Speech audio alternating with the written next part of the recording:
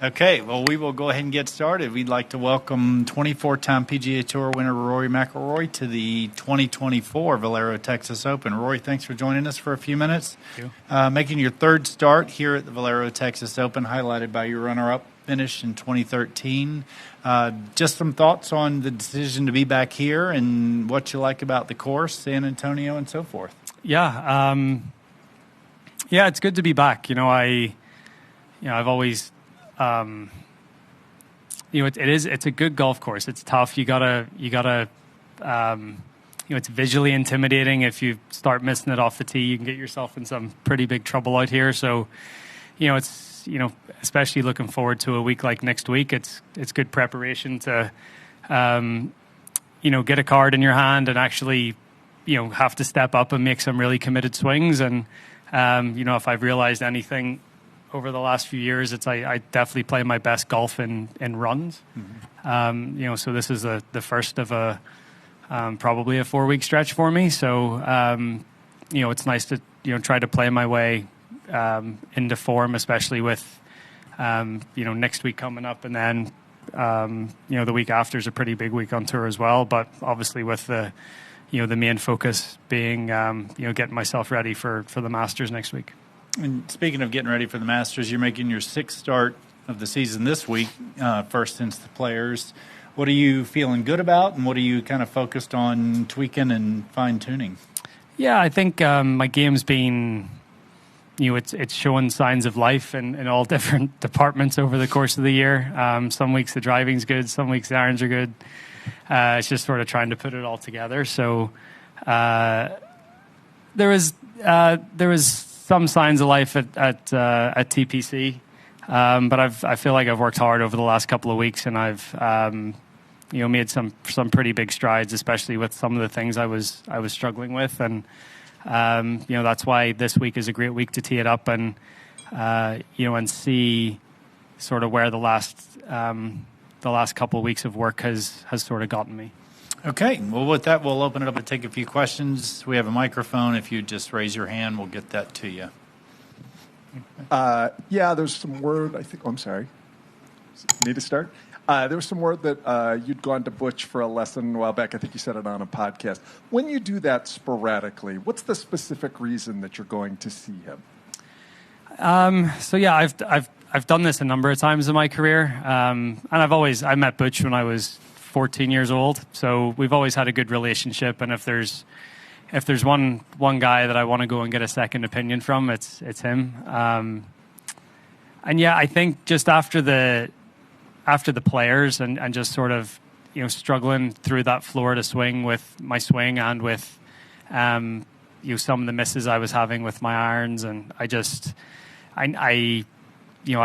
thought to myself, I'm obviously missing something here, and I just would love to go and get a second opinion and have him take a look, second set of eyes. And the one thing with Butch is you go spend time with him, and you're always going to feel better about yourself at the end of it, whether you're hitting it better or not. So, he's sort of half golf coach, half psychologist in a way. So it's fun to go out there, and, I went and spent, probably 4 hours with him in Vegas, and, he said a couple of things to me that resonated, and it's not like it's the same stuff that I've been trying to do with my coach Michael, but he sort of just said it in a different way that maybe hit home with me a little bit more. So, it was a really worthwhile trip, and I feel like I've done some good work after that. And as I said, this is a good week to see where that work has gotten me.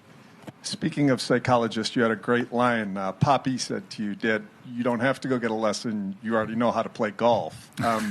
Is there a fine line between overthinking this and just, over-gripping everything and kind of letting your mind do what it can do and your body naturally do what it can do? Yeah, and it's also like the chicken or the egg, right? So, you can say all you want that let it go, let it flow, all that stuff. But if you don't have the technique to back it up, then it's sort of going to be hard to do that. So I just needed to clean a couple of things up in the golf swing, and then it makes it easier to then not overthink and to let it go and try to get into that really good mindset. But yeah, as I was walking out the door on my way to the airport to go see Butch in Vegas, that's they were Poppy's words of wisdom, and it sort of hit home with me. I was like, yeah, you're probably right.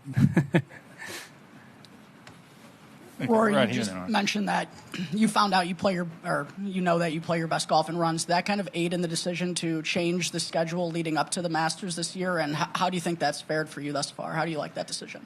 I think it's been good. The results haven't been what I would have liked, but I've learned a lot about where my game is. And, if I hadn't have played as much over the past, couple of months, I, maybe wouldn't have started going down this path that I'm on and just sort of trying to clean up the technique a little bit. And I'm working on a couple of slightly different things than I was working on before. So I think it's been good. It's been there's been struggles in there too, which, aren't great. But I think, looking at the bigger picture, if I can get through that and get my game to a really good spot where I can play great now from April through to August, I'll be happy. Here we go, Rex, and then Art. I think you said on the podcast last week, if I'm not mistaken, that you felt like the game needed a correction and that where we're at right now is not sustainable. Can you elaborate on that? Yeah, I think I know this isn't the be-all, end-all, but, if you look at the TV ratings of the PGA Tour and this year, they're down 20% across the board. It's a fifth. That's big.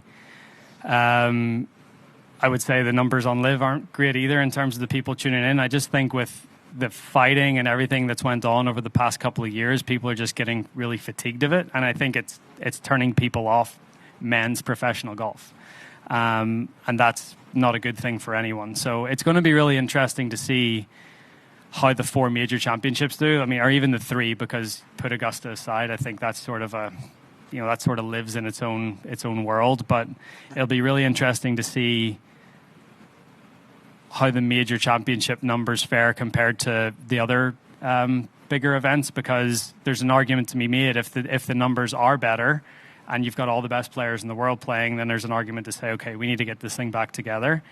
But on the flip side, if the numbers aren't as good, it's an argument to still say we need to put everyone back together because people are losing interest in the game, even if they don't want to tune into the 4 major championships.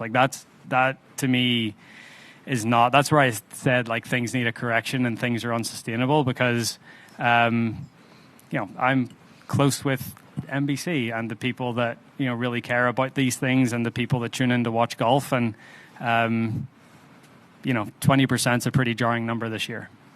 And just a quick follow-up on the scouting trip up to Augusta. Any thoughts on the second tee, and has anything else stood out to you? I thought it was going to be a different visual than it used to be, but it's not. I thought whenever someone said they moved it back and to the left, I thought the tee box was going to point you out towards that right bunker, and you're going to have to hit more of a draw around the corner. But it's. If you didn't know, you would think you were on the same tee box. It doesn't look that much different. You can still see left of the bunker, and it's. I thought it was really going to force you to hit some sort of draw shot around the corner, but you can still hit a straightaway shot and just keep it left of the trap, and so it's not as drastic of a change as I thought it was going to be. And yeah, there's new greens on 2, 4, and 6. There's a back middle hole location on 2. There's a slightly bigger area in there where they can sort of move that around a little bit. 4, they've sort of made the back right section a little bigger for an extra pin position there, and then 6 is different. Little bigger, the top right plateau is definitely bigger, and then they've flattened out a section in the back left to maybe have an extra hole location there too. So those are the 3 changes. Here we go, 1, 2, and then in the back. Yeah, Rory, I know you've gotten a lot of advice from friends, family, player, whoever, on Augusta and conquering Augusta. Is there 1 or 2 things that's really resonated with you on how to play Augusta? Discipline, not being tempted to do too being sticking to your game plan, Ben Crenshaw said a good thing to me a few years ago. He just said high lines, just keep it high, just high lines on, like, read more into putts than you think. But yeah, I think it's more, if you think about it, if someone said to you, go to Augusta and I want you to shoot even par for 4 days, you would think that's pretty easy to do. And as you're trying to shoot even par, you're probably going to, back into a couple of, scores in the 60s, and you're actually going to do well. But if someone says to you, I want you to go out and shoot 67 at Augusta, it's very easy to shoot 75 or 76 because you start to chase pins, you start to miss it in the wrong spots, you start to not be patient and play the disciplined golf that you need to. So it's good golf at Augusta feels like boring golf. And I think that's something that I've always struggled with because that's not my game. And to me, it's just the biggest test of discipline and the biggest test of patience of the year for me. Rory, you mentioned at Sawgrass about the whole 2 different swing thoughts and everything. Are you further along the line with that now after a few weeks? Yeah, it feels like they're sort of meshing back into one a little bit. And again, just a couple of things that resonated with me with the, from the trip to Vegas to see Butch. So, but yeah, it's feeling a little more cohesive, I guess is probably the right word. Rory, there's a really strong field in San Antonio this week. Yeah, it's great. You being here is a big part of that. I know you're not on the tour board anymore, but I'm wondering if Valero CEO Joe Gorder joining the board, replacing Randall Stevenson, if that influenced your decision, or if any of the other top players that are here this week, if you've spoken to any of them and Joe's presence on the board influenced their decision to play. Yeah, I mean, I've played with Joe in the Pro-Am here. The last couple of times I've played, and personally, for me, that didn't influence my decision to play. I think it's a great week to not just get ready, but it's a great golf course as well. It's a course that I think fits my game pretty well. I've had a little bit of success here in the past, but it's a good date in the schedule. I think more and more guys are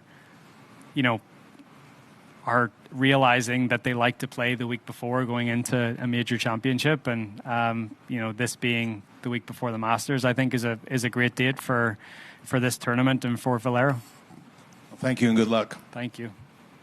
Saw a new TaylorMade prototype 4-iron in the bag today. Yeah. Curious your thoughts on that, performance-wise versus your old 4-iron, and will we see it go in the bag for competition this week? Yeah, so after I went to Vegas, I went out to the Kingdom for 2 days.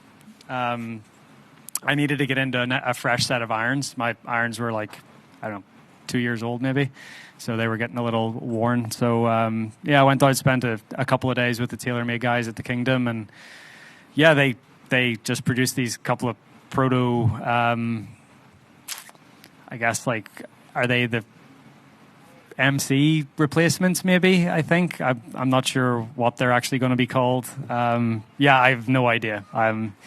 But they performed really well. It's just as fast as the 760 that I was using. Launch is a little higher, actually, which was surprising. And it's just sometimes I felt like when I hit my 5-iron in the blade and then the 4-iron and the 760, it was just such a different feel.